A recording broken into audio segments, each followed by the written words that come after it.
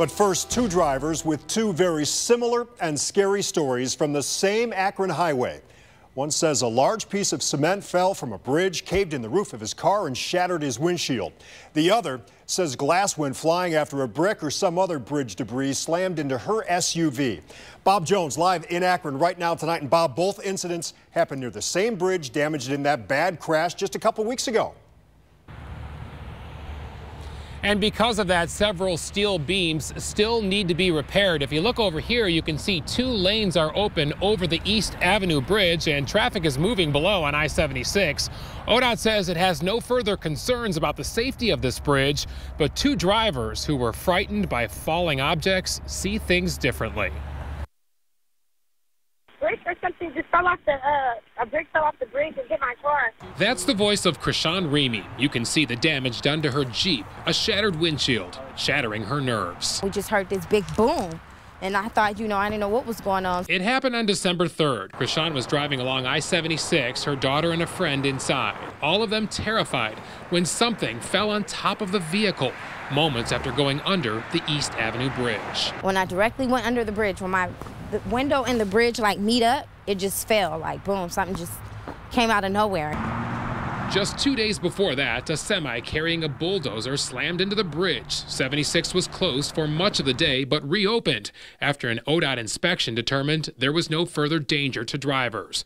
But then, last Friday, December 14th. As I was passing under the East Bridge, it was like an explosion in my car. It was literally just glass and glass dust just flying everywhere. A cement drainage tube fell from the bridge, shattering Len Brown's windshield and caving in part of his roof. I feel very blessed that I was not injured and that nothing worse happened. In Krishan's case, officers responded, but a police report wasn't filed and ODOT wasn't notified. Officers say a report wasn't necessary because it was likely a civil matter. Still, a police report was filed and ODOT was told after concrete landed on Len's car. Now I'm a little bit angry because this to me now seems like incompetency, that this bridge should have been checked over a lot more thoroughly before it was reopened to the public. Both drivers are filing claims with ODOT asking to be reimbursed for the damage done to their cars. And also for pain and suffering because it was very scary. We were on the E-way, we could have died. I just hope nobody else has to experience this. It's very scary. ODOT tells News 5 another inspection was done last Friday after that piece of concrete fell on Len Brown's car. Final repairs to the bridge remain under design, and there's no time frame yet on when that will be finished. Live in Akron tonight, Bob Jones, News 5. Okay, Bob, thank you. Thanks for your reporting. We're not done with this tonight. What do we know about this bridge? Live on your side, investigator Scott Knoll has been digging for answers today. And Scott, you found this bridge is over, what, 50 years old? Yeah, Rob. In fact, 54 years old. Right now, ODOT says it's still assessing damage from when the bridge was hit 2 weeks ago. But here's what we know so far. ODOT in Akron says two beams and multiple cross supports were damaged, the result of being hit by that bulldozer on a trailer earlier this month.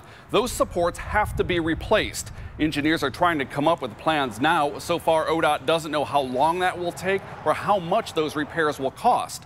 The state does plan to bill the company that hit the bridge for those fixes, though. State records show the clearance under that bridge is 16 feet 4 inches. That's actually higher than the National Highway guidelines of 16 feet. Now, before the bridge was hit, it was last inspected in May. At that time, it scored 6 out of 9 on the state's scale. ODOT tells us that means it was in good condition. According to the state, more than 100,000 vehicles pass under that bridge on Interstate 76 on an average day. Reporting live on 5 on your side, investigator Scott Knoll.